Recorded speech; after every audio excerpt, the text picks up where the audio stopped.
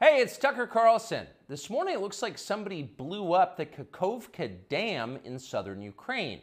The rushing wall of water wiped out entire villages, destroyed a critical hydropower plant, and as of tonight puts the largest nuclear reactor in Europe in danger of melting down.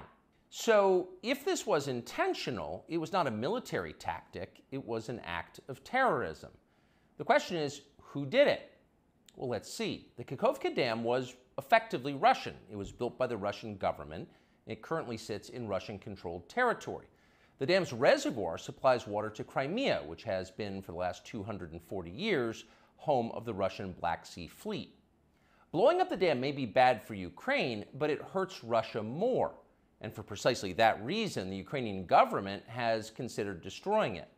In December, the Washington Post quoted a Ukrainian general saying his men had fired American-made rockets at the dam's floodgate as a test strike. So really, once the facts start coming in, it becomes much less of a mystery what might have happened to the dam. Any fair person would conclude that the Ukrainians probably blew it up, just as you would assume they blew up Nord Stream, the Russian natural gas pipeline, last fall.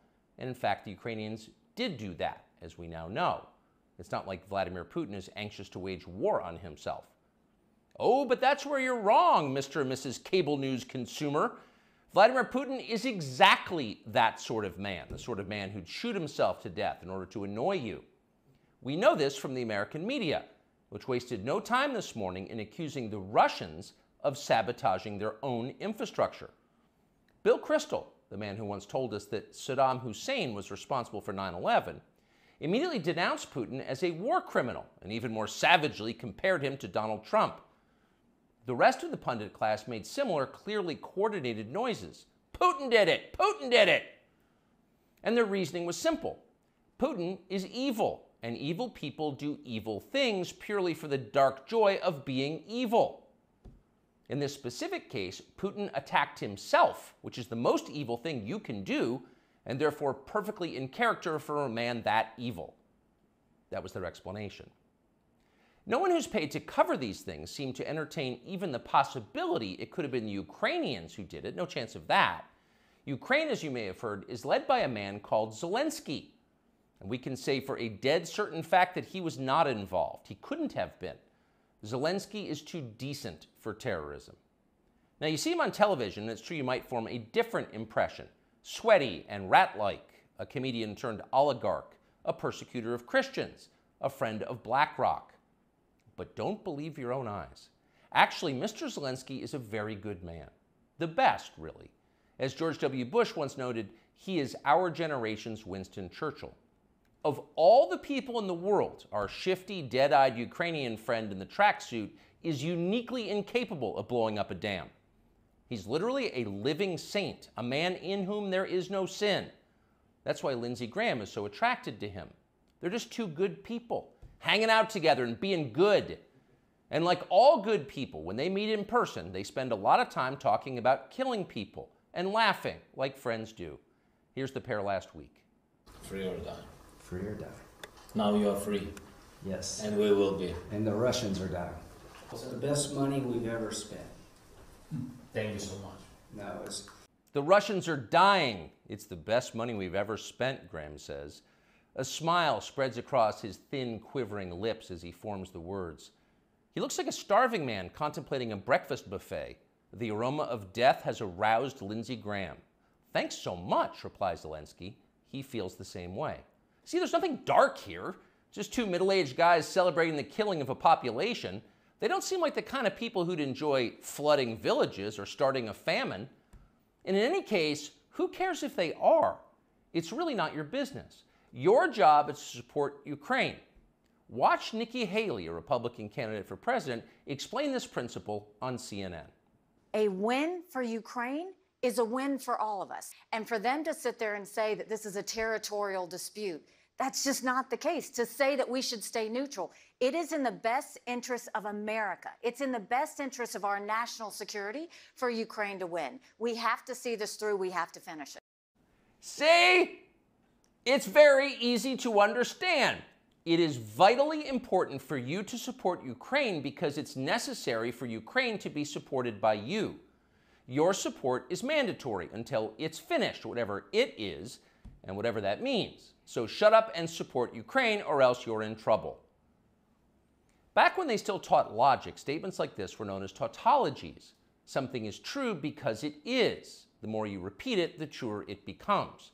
It's a self-reinforcing reality. There was a time when tautologies were considered illegitimate arguments, not to mention hilariously stupid.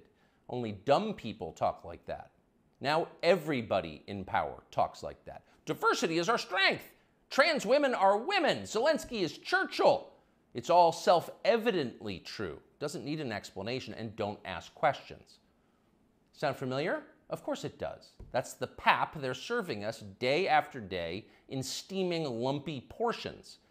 By this point, it's possible that American citizens are the least informed people in the world. Your average yak herder in Tajikistan knows who blew up the Nord Stream pipeline. It's obvious. Does he think some skinny dude in a dress is actually a girl? Come on. That idea would never occur to him. You've got to be lied to at full volume over a period of years in order to reach conclusions like that. And of course, we have been. The media lie. They do. But mostly they just ignore the stories that matter. What's happened to the hundreds of billions of US dollars we've sent to Ukraine? No clue. Who organized those BLM riots 3 years ago? No one's gotten to the bottom of that. What exactly happened on 9/11? Well, it's still classified. How did Jeffrey Epstein make all that money? How did he die? How about JFK? And so endlessly on. Not only are the media not interested in any of this, they are actively hostile to anybody who is. In journalism, curiosity is the gravest crime. Yesterday, for example, a former Air Force officer who worked for years in military intelligence came forward as a whistleblower to reveal that the U.S. government has physical evidence of crashed non-human-made aircraft, as well as the bodies of the pilots who flew those aircraft. The Pentagon has spent decades studying these otherworldly remains in order to build more technologically advanced weapons systems.